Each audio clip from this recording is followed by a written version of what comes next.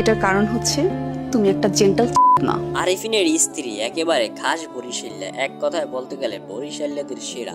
সে এমনি ঠিক আছে, যখন তার মাথা গরম হয়ে যায় তখনই শুরু হয় তার বরিশাল্যা ভাষায় কথা বলা এবং বরিশাল্যা ভাষায় গাইল দেয়া। তবে দুঃখের বিষয় হলো এই আরিফিন এবং আরিফিনের স্ত্রীকে ব্যাচেলার পয়েন্টে খুবই অল্প সময়ের জন্য দেখানো হয়েছে এবং তারপর তাকে আবার পাঠানো হয়েছে, ব্যাচেলার পয়েন্ট থেকে বাদ দেওয়া হয়েছে। আরিফিন এবং তার স্ত্রী সাথে ব্যাচেলার পয়েন্টে সব ফ্রেন্ডদের দেখা হয়েছে রিসোর্টে গিয়ে তাদেরকে দেখা হয়েছে এবং রিসোর্টেই তাদের সাক্ষাৎ শেষ এবং ব্যাচেলার পয়েন্টে দুজনকে বাদ দেওয়া হয়েছে। তবে আরিফিনকে আবার হয়তোবা ব্যাচেলার পয়েন্টে ব্যাক করানো হইতে পারে, কিন্তু আরিফিনের স্ত্রী তাকে আর ব্যাচেলার পয়েন্টে হয়তোবা বাদ দিয়ে হয়েছে এবং ব্যাচেলার পয়েন্টে ব্যাক করা, কারণ ওই যেতটুকু সময় আরিফিন ব্যাচেলার পয়েন্টে ছিল অতটুকু সময় আরিফিন একটা কুলু দিয়ে গিয়েছে যে তাদের দুজনের মধ্যে সম্পর্ক বেজাল চলতেছে এবং তাদের দুজনের হয়তোবা খুব শীঘ্রই ডিভোর্স হয়ে যাবে এবং আরিফিন আবারও ব্যাচেলার পয়েন্ট তখন ব্যাক করতে পারে কাবিলাদের ফ্ল্যাটে। কাবিলারা সবাই ব্যাচেলার পয়েন্ট রিসোর্ট ছেড়ে চলে আসে তাদের নিজস্ব বাসায় এবং আরিফিনকেও তখনই বাদ দেওয়া হয়েছে, আরিফিন তখন আর আসে। তবে এর মধ্যে আরো একটা মজার কাহিনী ঘটছে। ব্যাচেলার পয়েন্ট নতুন সুইচে